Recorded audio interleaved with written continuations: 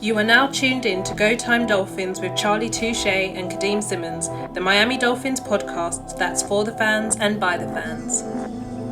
Gotta make them lose their mind when it's your time. And it's show time. Going all out when it's go time. Go. I ain't wasting no time. Gotta make them lose their mind when it's show time. Cause it's your time. Lay it on the line when it's go time. Go. Don't waste no time. I'm not even going to ask why you're wearing sunglasses on inside. Each of their own. I wear a hat because 9 times out of 10 I haven't done my hair, or like my hair is looking a bit mangly. But if you want to wear sunglasses inside, I'm sure you'll tell us shortly. You know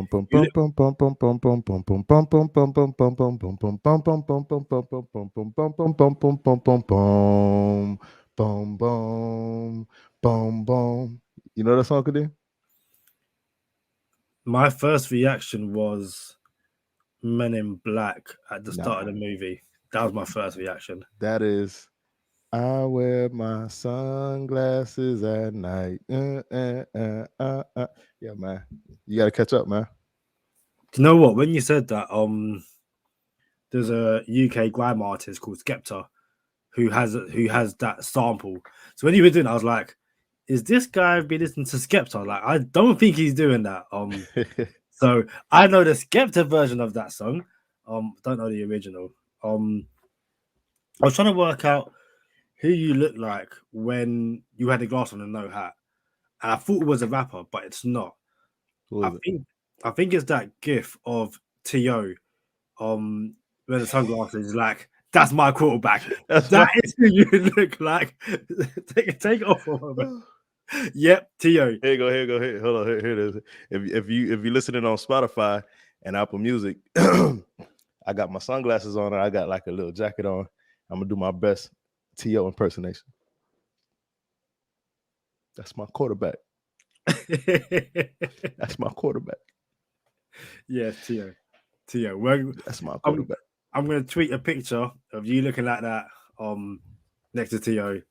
So speaking of quarterbacks, it's Ryan Tannehill v Tua Tagovailoa. Although, as Tua said, Tannehill isn't going to be pressuring him. He's not playing quarterback, so he's not facing Ryan Tannehill. But I think it's only right we go to not friend of the podcast, not family member of the podcast, but clown of the podcast, Chris Sims. And he was speaking about how this isn't a revenge game for Tannehill against Miami. It's a revenge game of Tannehill against the Miami fans, who apparently spent the entire time trashing him, and how he didn't give him a fair shake. And he mentioned how Miko Grimes was tweeting that Tannehill wasn't good, but then when Brent Grimes went to Tampa Bay and Winston was throwing those interceptions, well, she wasn't tweeting all this kind of stuff. So it's no surprise that after Tua beat the Saints and Tua's on this win streak, Chris Sims is now like, well, Ryan Tannehill is going to beat Miami and, keep all those Dolphins fans quiet. So Tannehill v Tua, it's going to be a very interesting matchup on both sides of the ball for the Dolphins. It's Go Time Dolphins, the Miami Dolphins podcast that goes not only across the pond, but across the world. I'm Charlie Touche. I got Kadeem Simmons with me. It's always for the fans and by the fans. Woo! Listen. So Chris Sims already took the Titans? I don't know if he took the Titans, but there's a clip of him basically saying how he wants Tannehill to win this game and basically shut up the Miami Dolphins fans. And, he called out Tua and all that kind of stuff. It was Chris Sims being Chris Sims, basically. I don't know. He's gonna walk it back and say, "Oh, they didn't have Derrick Henry." That's what it is. The excuse is already in place. He already has his excuse. So, I mean, we just gonna keep the ball moving, man. Like, we can only play who they put in front of us. We going for number 8. Bro, I would never forget. I came on this podcast after I went to the season opener in New England. We played the Patriots and we won. And I'll never forget, I came on this podcast and it was business as usual, or business as I thought would be usual. And we were going to collect wins and we were going to go streaking early. And we didn't see a loss on the schedule. We thought we'll end up 13-4 ish. You know what I'm saying? And the the arrogance, I guess I would say, of myself to just feel so comfortable and laxed with this team at 1-0. And I look back to that episode and I'm like, yo, I remember how I felt during that episode. Like, oh yeah, we're here. We arrived. We haven't arrived. We can only play who they put in front of us. And we're going for number 8. And we got unfinished business to do. We're not going to come out and lay down like we did against the Bills last season on a play-in game. So we're going to get this W, and it is what it is. It's one week at a time. That's my quarterback. I think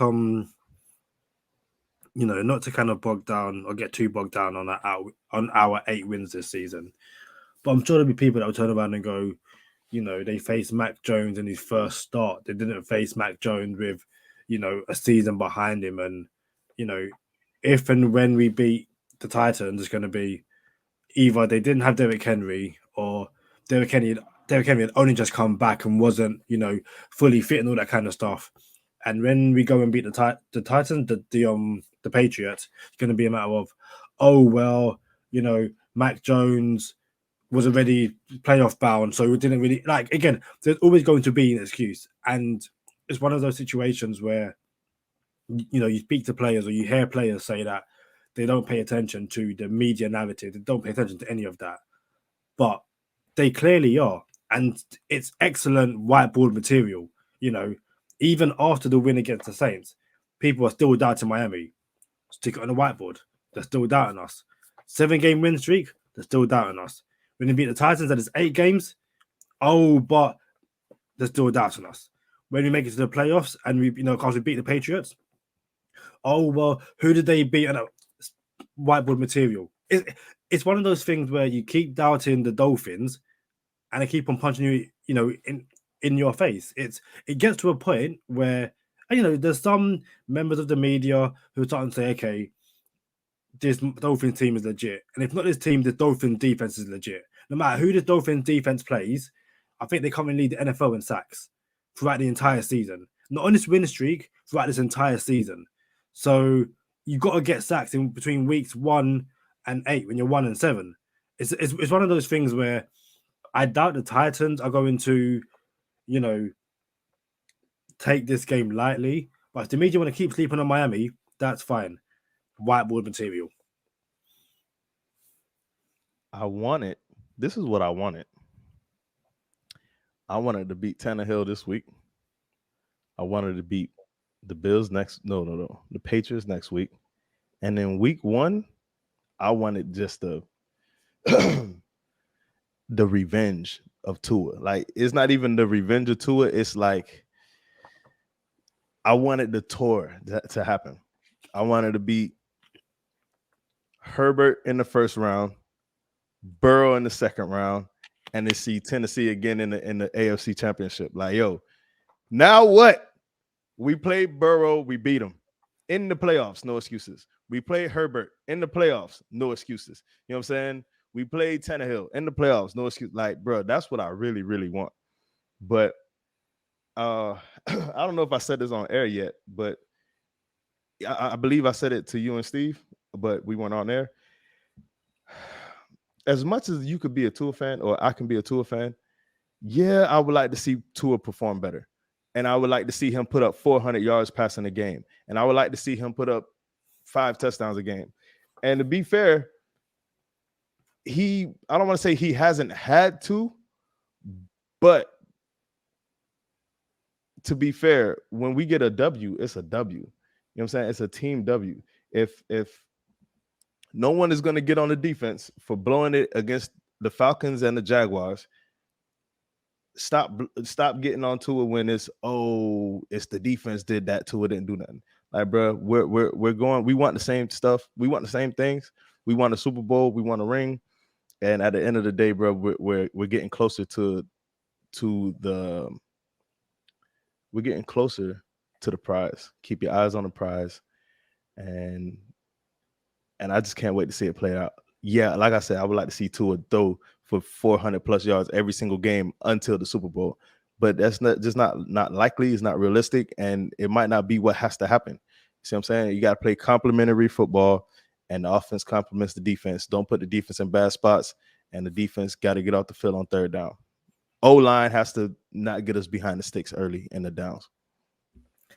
Yeah, I'm pretty sure I spoke at the end of last season, just before this season. I was like, I don't want Tua to have to throw for 400 yards and 5 touchdowns per game, because that normally means we're in a shootout, and that means the defense isn't doing its job. Now, the flip side to that is, well, obviously he can do that if Miami just, throwing up garbage time points in game that, I wouldn't say garbage time points. The Dolphins are blowing everyone out of the water. Prime example would be that Saints game. Instead of it being 23, let it be 43. Let the Dolphins lay the smack down on some teams. I understand that. But we also get into a situation where Tua was having, 300-yard games and 2 touchdowns, all that kind of stuff. And the Dolphins were losing. And we were losing. But the thing is, people going, well, that's on Tua. It's like, and again, you referenced the Jags and that Falcons game. I don't know the stats in front of me, but I'm pretty sure Tua. Actually, you know what? No, stat check. I'm gonna get the stats, because I am 99% sure in both those games the Dolphins must have had about 300, around 300 yards passing yards, and the Dolphins lost. And the fault and the blame lied on Tua because of interceptions, despite the fact that both times the defense were on the field at the end of the game, the Dolphins were winning. So let's have a look. So Dolphins, Jags, 17th October in London.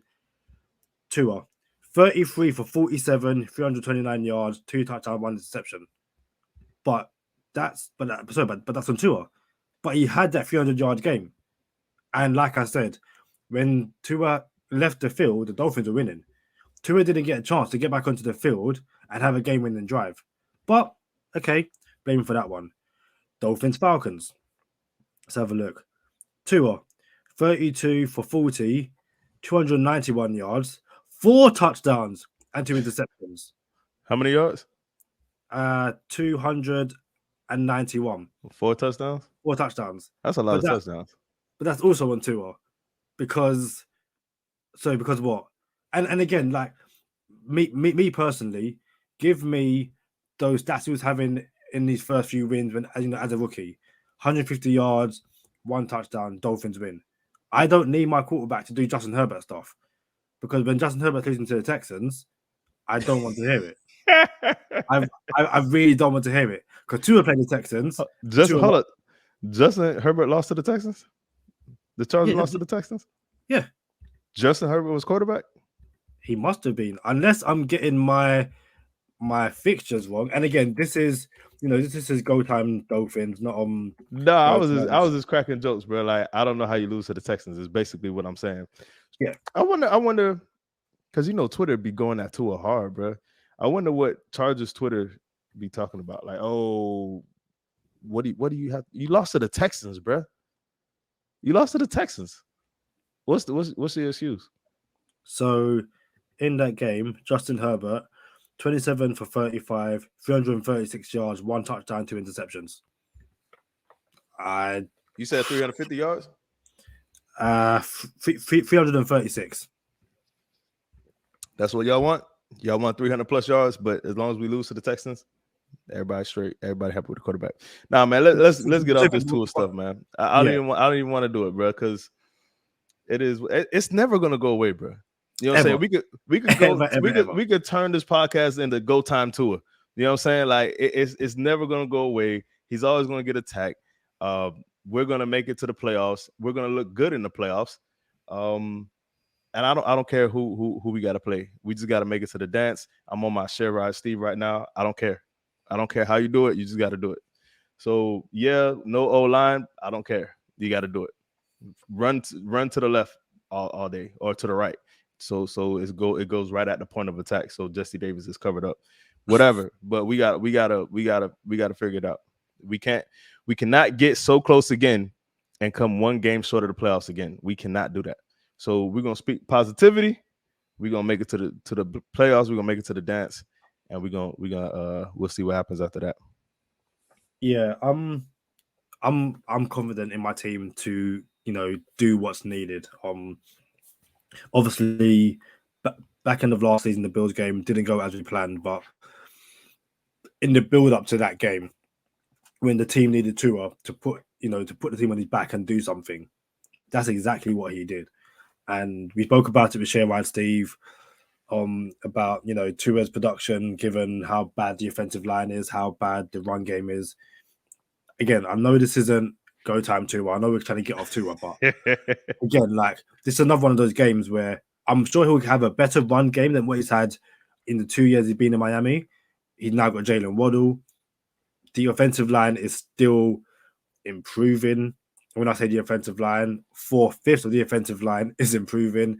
There's still one part of the offensive line in which, yeah.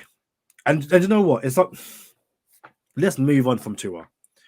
If I saw someone on social media say that against the Titans, the Dolphins should move Robert Hunt to right tackle and start Kinley at right guard. If that were to happen, it's a benching of Jesse Davis. How would you feel about that? That doesn't work because Kenley is A left guard. primarily on the left side. So Kenley could come wet the bed at right guard. You see what I'm saying? Yeah. Not only can he come in and wet the bed at right guard, Robert Hunt already did right tackle, and he was unsuccessful at right tackle. So yes, just because he'll be better than just Jesse Davis at right tackle doesn't mean we should put him there. Maybe I don't. You could put Jesse Davis at right guard and then Robert Hunt at right tackle. That's better than Kenley coming to the left side of the ball at all. Because you got to imagine the Dolphins have practiced this in 100 different scenarios, tried everybody in every position at practice, and we've only seen Solomon Kenley on the left side of the ball. So there's a reason for that.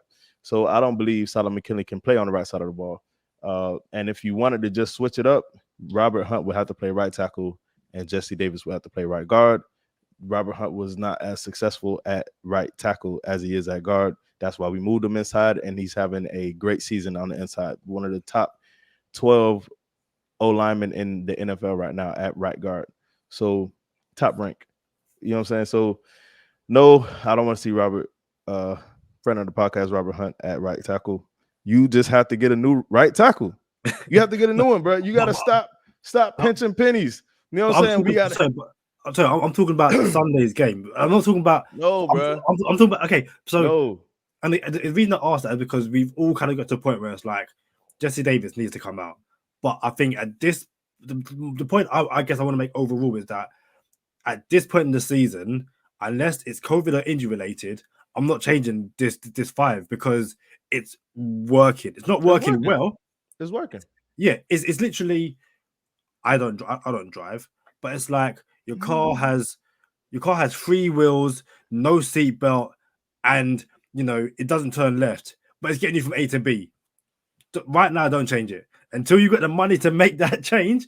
Don't change it. Basically, the Dolphins' offensive line is a death trap until it gets you killed, or it's too late in the season. Because even if you went, okay, move Eichenberg back to right tackle, Jackson from left. Friend of the podcast, Austin Jackson from left guard to left tackle, and Kinley in at left guard. I'm still just like, I feel like we saw that. That was the start of the season, essentially, or was it more preseason? Either way, no, it was the regular season. Yeah, we've seen Eichenberg at right tackle. He's better at left tackle in the NFL as of right now. Some people still say he's a long-term right tackle, but over the past or during this win streak, this 5, I guess, has done enough to not get too injured yet, and you just have to pray that this raggedy O-line can get him through to the Super Bowl. And yes, I said Super Bowl. I'm not talking about week 1 playoffs. I'm talking Super Bowl. Hey, I'm not trying to make the playoffs just to get booted out the playoffs in the first round, bro. I want to shake something. I don't care who we play. I don't care if we have to play Buffalo, then go to Kansas City. I don't care. Like, and if you ask me, I like our chances against Kansas City better than I like our chances with Buffalo. But we're not going to get ahead of ourselves. We need to get to the dance. Man, I think we should start leaving the driving analogies to me. You know what I'm saying? Like for someone who has never driven a car, Kadeem. Like, no. I've driven a car. You driven a car? I've taken driving lessons, so yeah, I've driven a car on multiple occasions. So let me get this right. You have taken driver's lessons, and you've driven a car on multiple occasions, but you still don't drive and don't have a license. No. What does that tell us? I know you're trying to make some kind of wider point, but the truth is, I don't know if it's a phobia or anxiety. I don't like driving. I don't like being behind the wheel. I know it's one of the things that people will say, well, the more you drive, the more confident you get. And I understand that. It's not for me. Like, all jokes aside, I'm just not comfortable driving. I'm going to be real with you, Kadeem. Two things. First thing is, you don't need a car in London. I'm going to be real with you. You don't need a car in London. I understand those who would want a car in London or feel like it's more convenient. I get that. I understand that. But you don't really need a car in London. Secondly, me and LB were there recently, the last time we were just there. And I'm like, I wouldn't want to drive out here. So for someone, look, it's the driving in London is horrific, bro.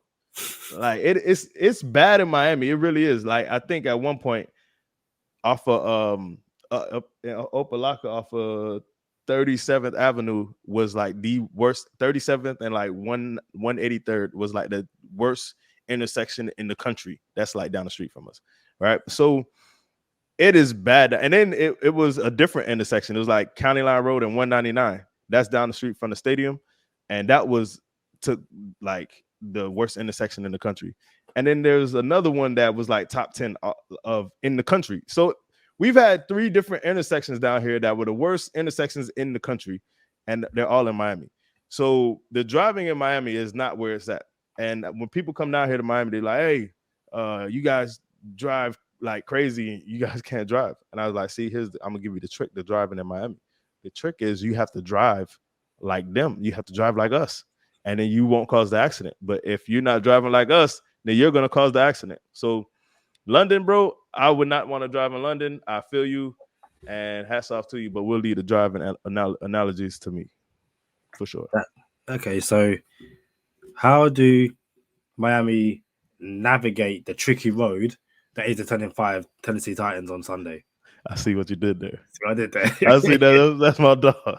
That's my dog. That's my dog. This is how we do it, man.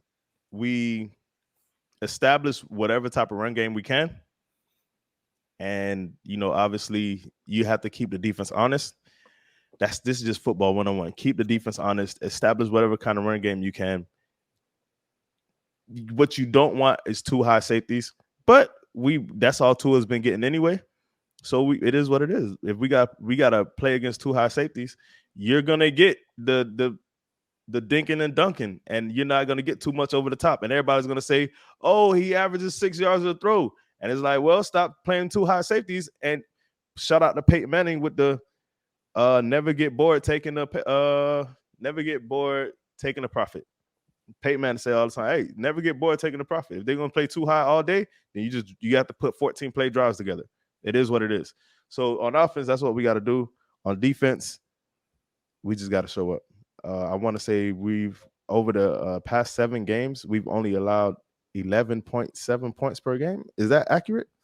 Something like that. It sounds something. It's one of those stats you see on social media. It's like, okay, cool, fair enough. Like, I should have saved it, but I didn't. Yeah, it's something like that. So the defense just got to show up, man. I think it took the defense a little bit longer to get the wheels churning, and now that the defense is back, we're all right. So for everyone who says, "Oh, offense ain't it, defense, Tua ain't it," look, it took the defense a while to get rolling too. So, and Xavier Howard has come back down to earth. He made another Pro Bowl, but he definitely regressed as advertised. So, I mean, it is what it is. I so wish Sherrod Steve was here for this. Like, no good lie, like whenever X does something, me and Sherrod Steve are just like that's XPX, and then Charlie not liking it. But listen, for me, especially on defense, even without with or without Derrick Henry, don't buy it on the play action, because that's what Tennessee and Tannehill wants. They want to buy it on the play action, get the linebackers, moving, and then all of a sudden in behind their heads and stuff like that. To me, it's disciplined football. I think the Dolphins are amazing at batting passes at the line of scrimmage. So again, when Tannehill has dropped back, hands up in the air and collapse the pocket. There's a quote from Xavier Howard about this game, about playing Ryan Tannehill, and it's something along the lines of, we know what he doesn't like, so it's about putting him in those situations. So, and I think Brian Flores spoke about the success on third down. The Saints didn't get a single third down on Monday Night Football. They got a fourth down, but not a single third down. And yeah, it's about getting the Titans into those situations where it's 3rd and 10, 3rd and long. And yeah, it's, assuming it's what AJ Brown and Julio Jones, X and Byron Jones, and then saying to Nick Needham, Justin Coleman,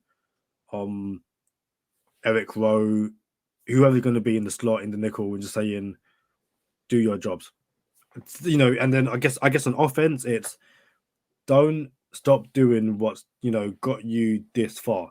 If everyone wants to complain and say the Dolphins can't throw deep, that's fine. We don't need to throw deep. We'll beat, like you said, we'll beat you with dinks and dunks. I think Tua's average yards per reception, something like 7.2 yards. I think it's like just below Tom Brady's and tied to Josh Allen's. So it might look like a lot of 6-7 yard completions, but he's not like he's throwing, that is 2-3 yards. And again, it's, some people would argue that those little dinks and dunks is basically the NFL's run game at the moment. Or not at the moment, over the past few years, it's not many teams can run the ball really well. What they can do is kill you underneath with 4, 5, 6 yard passes. So yeah, just keep.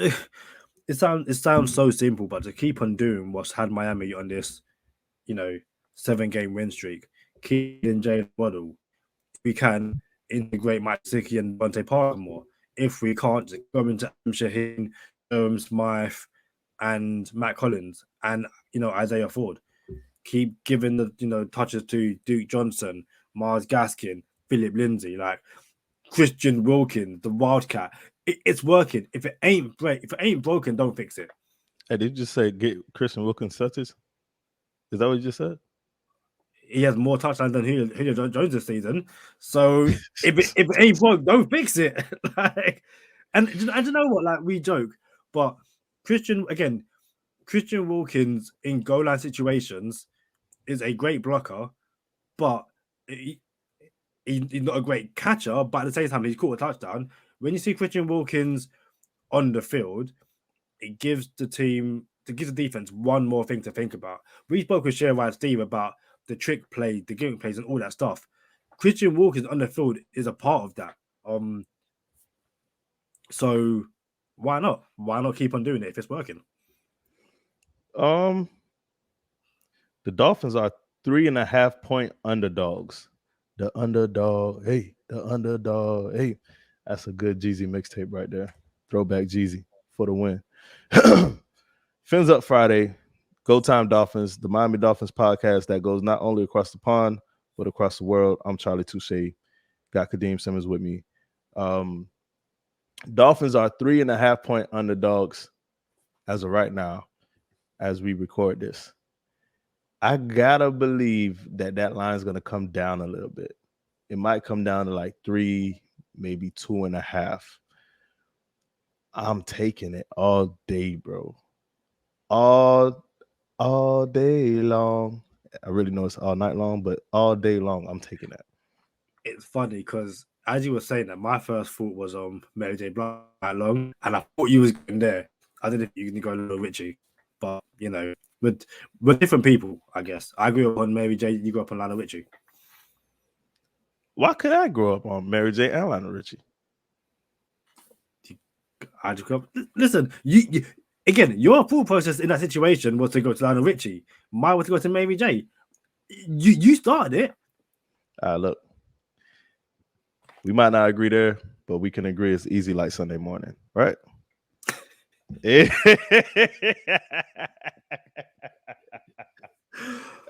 somebody's gonna appreciate that. We're gonna have a few listeners that appreciate that. Well, there will be a few that appreciate that. But listen, here's what it is.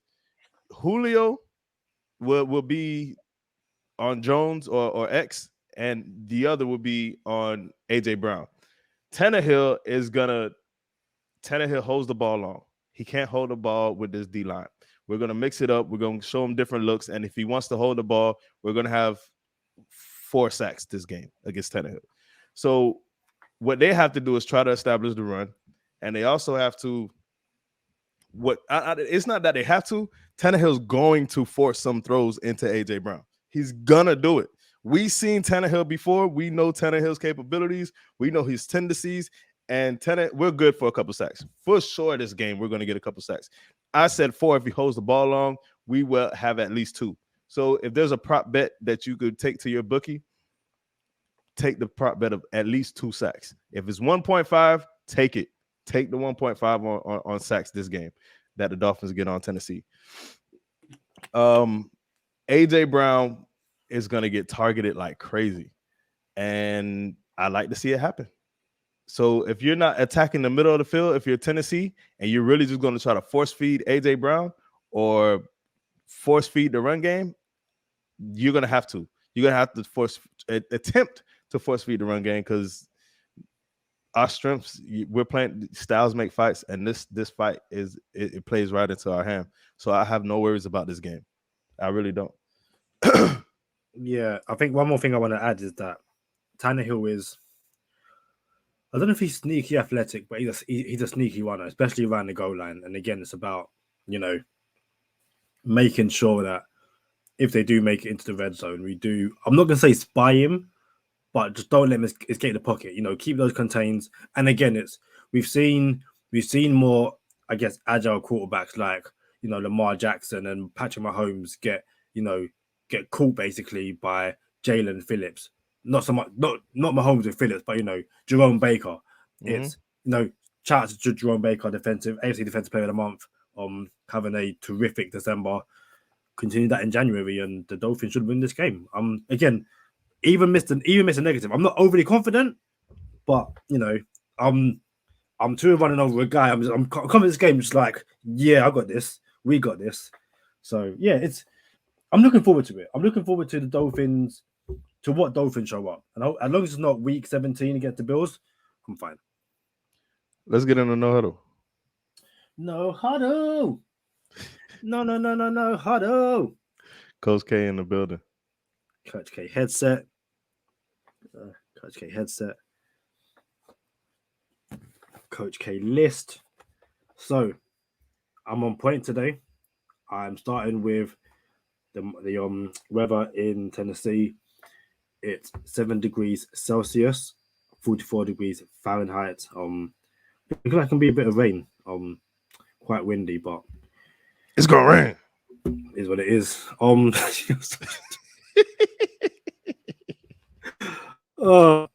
In terms of the injury report, it's good news for Miami, to be honest. All the people on the injury report this week were Jesse Davis, Philip Lindsay, Adam Shaheen, and all 4 participants. I believe the Dolphins also got some players back today as well from COVID. Let me just double check who they got. I believe it's Brennan Scarlett and Greg Little, both returned. And then for the Titans, AJ Brown did not participate on Thursday, neither did Corey Levin. I read that AJ Brown, more just a precaution, he should be fine for Sunday, but that's still interesting. Aaron Brewer and Jack Rabbit Jenkins, both limited. And then Harold Landry, Tyler Lewan, David Long, and Laurel Murchison, all full participants. Obviously, we hope we get our playback from COVID, especially Brandon Jones, but we'll see what it's like on game day. That is it for me. There's a chance that this game can have a lot of points or little points. Like there's not going to be no in between. It's going to be, oh, we're lighting up the end zone this game, or oh, it's under 25 points this game. So this is going to be a good game no matter how you slice it. Going into fantasy championships, listen, do not start Ryan Tannehill. This is going to be a bad game for Tannehill. Well, depending on how you slice it. But I'm not, as far as fantasy goes, do not start Ryan Tannehill. If you want to take a flip a coin on one of their running backs or take a chance on one of their running backs and play roulette, you can. I will understand that. I will go with the hottest running back right now of the two. Can't remember off the top of my head which one is hotter, but I will go with him. I'd understand that. This is all fantasy championship. So I'd also go AJ Brown. I'm starting AJ Brown if I'm you, because it's unlikely that we shut this team out. And Tannehill is that's AJ Brown is Tannehill's security blanket. So you're gonna want to go AJ Brown. He's gonna have at least 6 receptions this game. It's gonna happen. So AJ Brown is a safe pick for fantasy. We got a nail biter this Sunday coming up, and it's not gonna come easy. But that's what the playoffs already started. This is our playoffs. We're going for 8 straight. We're not sneaking up on nobody. Kind of still like we are sneaking up on someone, but I like it. Let's keep the ball moving. Here's the thing about Tua. I'm not starting Tua this week. If I have a fantasy football championship, Tua will not be my quarterback. If you need a quarterback, like, oh man, I went streaming quarterbacks all year. Do not stream Tua for your championship this week. I'm pretty sure you can find Kirk Cousins out there. He'll have a lot of garbage time points, a lot more garbage time points than Tua will. It's just going to be too tight of a game for you to depend on. Oh, I love Tua. Let me start him. So that's not how you win fantasy football. So I wouldn't start Tua this week. I got a sneaky one for you. Devontae Parker. I don't want to say start this man, but if you got a flex in a deep league, like 14-team leagues, 16-team leagues, and you're like, man, it's just ravaged in the waiver wire, and Devontae Parker sitting on my lineup, but he hasn't done anything, and I need to go to the waiver wire. I made it to the playoffs. That's how much of a stretch I'm talking about. I'm not talking about you're in the 8-team league and there's players out there, start Devontae Parker. I'm not talking about that. But if you're in a deeper league, start Devontae Parker in your flex and come see me and at me on Monday, and let's see how it turned out. So I got to believe Gesicki has been quiet. You might get some Gesicki targets. And go ahead, and we're going to break the record this week with Jalen Waddle. Know that. But you better believe it. You better believe it. Dolphins defense, start them. Jason Sanders, do not start him. That's all I got for No Huddle. When you was mentioning AJ Brown getting targets, my eyes lit up. I seen that because all I could see was your eyes, and your eyes got big. I'm like, what's that about? So Titans just beat the 49ers. Tannehill went 22 for 29, 209 yards, 1 touchdown. AJ Brown had 11 receptions for 145 yards. The next person was Jeff Swaim with 3 receptions. Like, that is amazing. Bro, that is Tannehill's security blanket. Like, the way Tua goes to Waddle, Tannehill goes to AJ Brown. And before Julio Jones came, it was AJ Brown would have been a top 5 receiver in this league this year had Julio Jones not come. So AJ Brown is is Tannehill's security blanket, he will have at least 6 receptions. At least 6 receptions. I'm looking back at their games, and yeah, Brown hasn't played a lot over the past few weeks. Like when he's not there, it's like Jeff Swaim, Anthony Ferkser, Julio Jones, Nick Westbrook. But the moment AJ Brown came back, it's just like, whoa, like, yeah, that's impressive. That is impressive. Wow. I found that Xavier Howard quote. He said, got to put pressure on him, dealing with him, knowing some of the weak things for him. That's one of them things. That's one of them that we've got to do. He's improved over the years. I'm expecting to see him do a lot of great things when we play him. So hold on. So before you close that, can you repeat that? Because you kind of chopped up. I don't know if it was choppy on my end, but just in case, can you repeat that quote again? Yeah, it's fine. Got to put pressure on him, dealing with him, knowing some of the weak things for him. That's one of them that we've got to do. He's improved over the years. I'm expecting to see him do a lot of great things when we play him.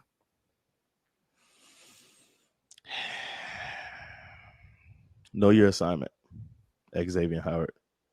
Don't go switching things up because you want to switch things up. You know, I don't appreciate that one, Xavier. I should have brought this up with Steve was here. My bad, Steve. I know you're listening, and now I'm about to get on your boy. And I should have just did it when you were here, but I forgot. When Xavier Howard ad-libs and he just goes off script and he just improvs, there's a play call for the defense. And you know, if you're a superstar, you could do your own dance. And X has done that a few times this year. One against Atlanta, and we got beat over the top. And Javon Holland, it looked like it was on Javon Holland, and it was a bomb for like 40 yards. I think Gage went over the top, and X was back there, and it was a blown assignment. At the end of the game, X says, no, Javon Holland says, oh, it was miscommunication. Javon Holland was just miscommunication. That's all he kept saying. And everybody knows, like, yo, what you mean miscommunication? Well, y'all in cover 3, cover 4? Either way, y'all both supposed to be back there, and it's supposed to be on X, right? X gets up. Xavier Howard gets to the podium and says, yeah, that was a blown coverage, miscommunication. I'm like, wait, X. You going to let Javon Holland cover for you? You're not going to say it was my fault? You're the veteran. You know what I'm saying? You're the three-year consecutive Pro Bowl player. You know what I'm saying? Like, you're not going to say, I blew it. Yeah, that was on me, my fault. I should not put my teammates in that position because I like to ad-lib and improv when I'm playing out there. But he did sneak in yeah, that was my fault. It was miscommunication. At the end, like, come on, bro. Now, own it, bro. Just go out there. Yeah, man, this was on me. I blew it. I thought I seen something that I didn't, and I hate to put my teammates in that position. Say that. So, lastly, he had another one where it was him and Byron Jones. Cannot remember what game it was. This was about maybe 3 weeks ago. It was him and Byron Jones. We got beat over the top, and they looked like they were about to run a banjo. Banjo is when the inside corner passes off the receiver to the outside corner, and they switch up, right? And either way, X is ad-libbing again. Like, I'm like, yo, bro, we practiced this. You know what I'm saying? We did this in practice. And when we get to the game, he switched up and we got beat over the top. Not for a touchdown, but we did get beat over the top. Again, it was X's fault.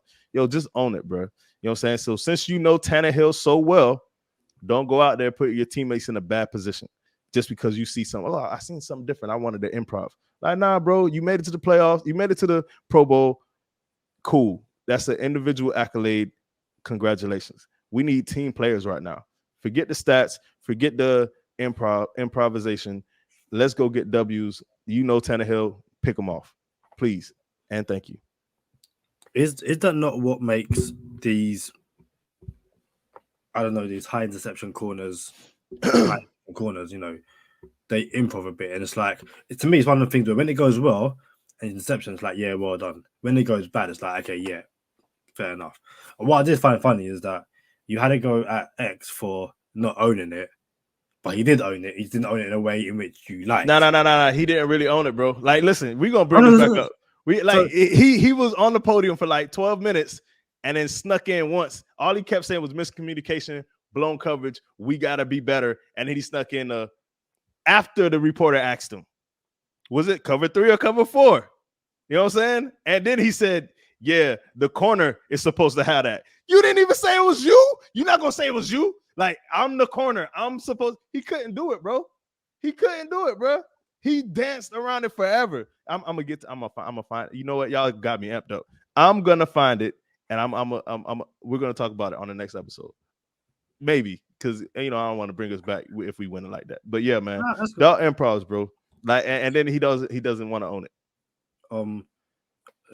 I know Shay was even listening and just going, there's a Charlie with X again.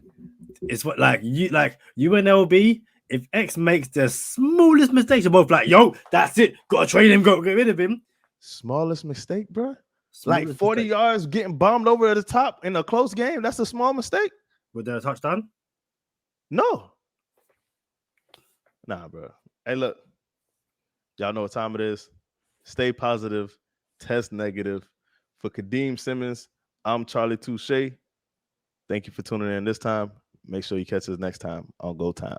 Already. Go Time Dolphins with Charlie Touche and Kadeem Simmons, the Miami Dolphins podcast that's for the fans and by the fans. Gotta make them lose their mind when it's your time. And it's show time. Going all out when it's go time. Go. I ain't wasting no time. Gotta make them lose their mind when it's show time. Cause it's your time. Lay it on the line when it's go time.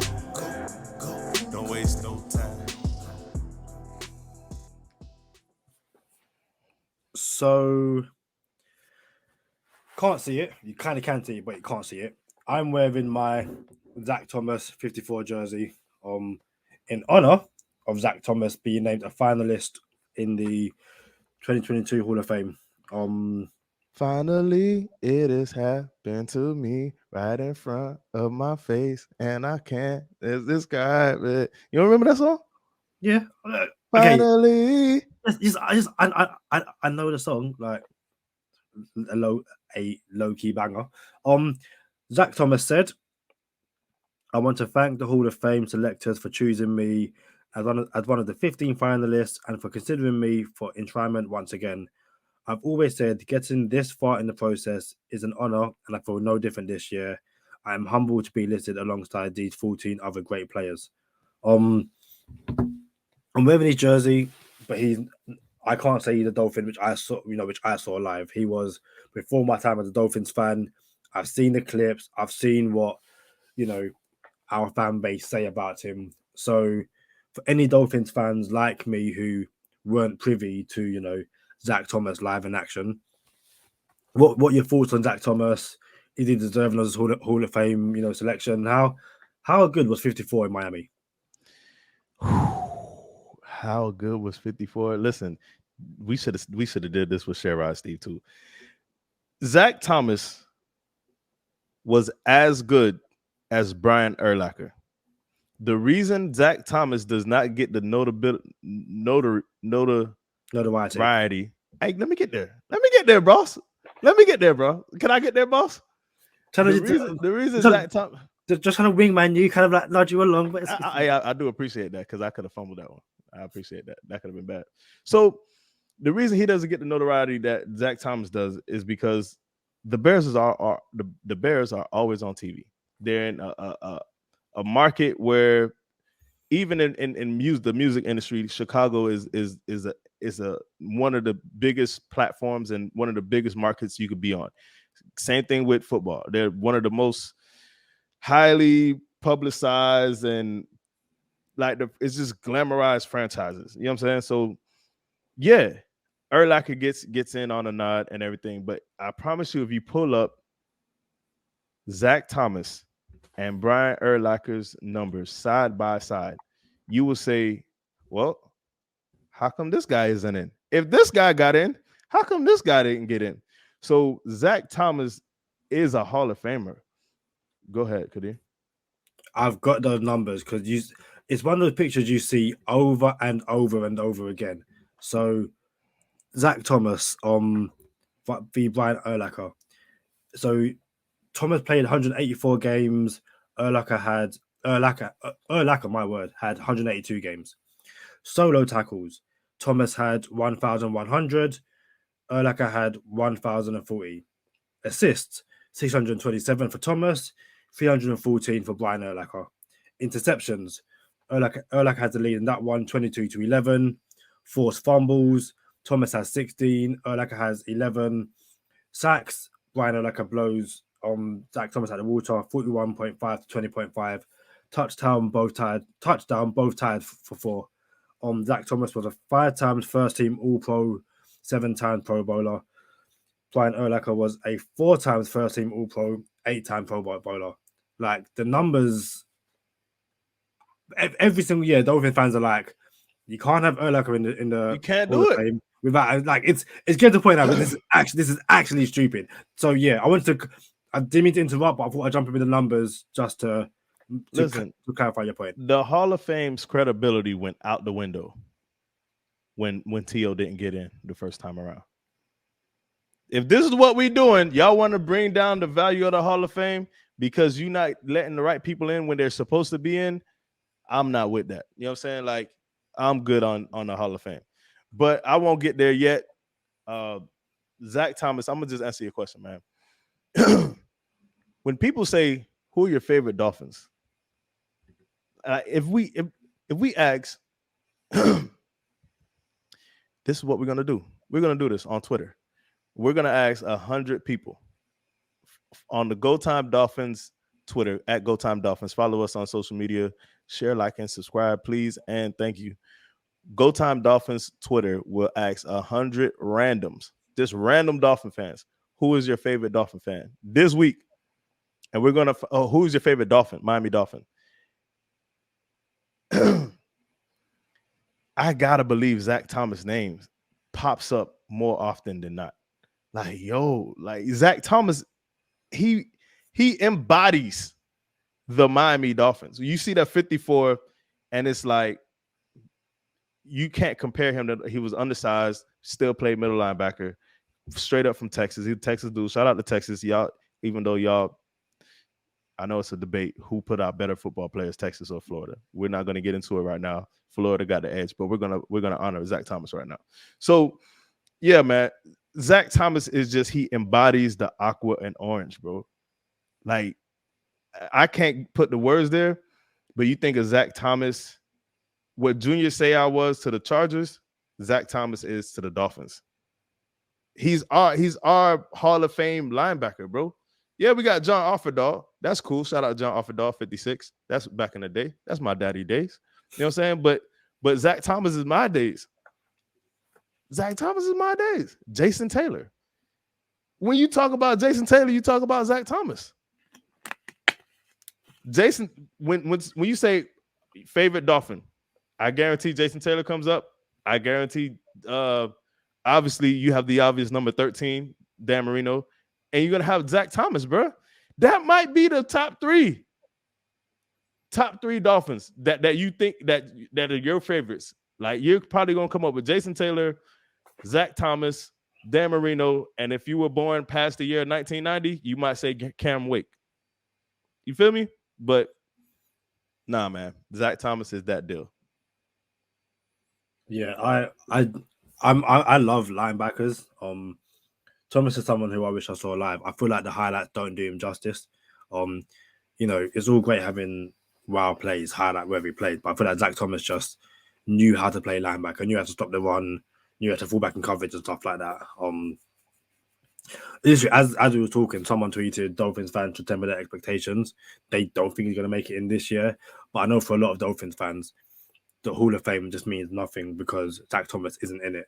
And even when he does get in it, it can be like, it's God knows how long too late. Like, he should have been a third ballot Hall of Fame at the moment his name came up. And it's going to get tough too, because now it's going to be a lot of players that we watched growing up too. Like, it's going to get real tough for the rest of the years ahead. You're going to have all kind of names on that list. You got the final list in front of you? I did. If you bear me 2 seconds. Yeah. And again, this was a Sherrod Steve question too, because for me, the same way the Dolphins haven't had a quarterback since Marino, we haven't had a linebacker since Zach Thomas. You know what I'm saying? Like, he's underestimated, overlooked, all the good stuff, bro. Zach Yeah. Thomas. We just went over the stats. Yeah. So it's Jared Allen, Willie Anderson, Wande Barber, Tony Baselli, Leroy Butler, Devin Hester, Torrey Holt, Andre Johnson, Sam Mills, Richard Seymour, Zach Thomas, DeMarcus Ware, Reggie Wayne, Patrick Willis, Bryant Young. I ain't gonna lie, he should get in. Zach Thomas should get in. Now I'm gonna be fair. Torrey Holt needed to be in a long time ago too. Torrey Holt needs to be in. Zach Thomas needs to be in. This need to be the reconciled group. Like, yo, we blew it. Sorry, fellas. We're gonna get y'all in right now. This is what this group needs. Because there's one more time. Go over that list one more time for everyone listening and for myself, please. Jared Allen, Willie Anderson, Wande Barber, Tony Baselli, Leroy Butler, Devin Hester, Torrey Holt, Andre Johnson, Sam Mills, Richard Seymour, Zach Thomas, DeMarcus Ware, Reggie Wayne, Patrick Willis, and Bryant Young. All right. With my guard up, I'll say this because I say at me all the time. Y'all don't have to at me for this one. In my opinion, we can argue, we can really make this argument that there are no first ballot Hall of Famers on this list. I love me some Andre Johnson. Please don't come at me. You know what I'm saying? Like, I love Andre Johnson, but you can make, if T.O. wasn't a first ballot Hall of Famer, yo, Andre Johnson ain't no first ballot Hall of Famer. You know what I'm saying? So we're not going to get into that debate or argument, but I love Andre Johnson. I don't know if he's first ballot. Devin Hester, special teams. You going to put Devin Hester in the Hall of Fame over Zach Thomas? You know what I'm saying? Tony Baselli, shout out to Tony Baselli. Dude needs to be in the Hall of Fame. Jared Allen needs to be in the Hall of Fame. But first ballot, Zach Thomas need to be in here this year, bro. Or we have something to say. Straight up. We got something to say if Zach Thomas ain't in here, bro. How long do you have to be retired for before you can make it into the Hall of Fame? 5 years. 5 years. So I was just looking at the people who's eligible next year, and I believe it's is that the Peyton Manning class? No, I think that's the year after. Just from a quick Google. Oh wait. Didn't Peyton Manning went in this year? He went in the year that Sorry, I thought you meant Eli Manning. Sorry. No, Eli shouldn't be a Hall of Famer. That we could say that debate for another day. So this year it's Darrelle Revis, Joe Thomas, Dwight Freeney, and so next year the people who are eligible: Joe Thomas, Dwight Freeney, James Harrison, Darrelle Revis.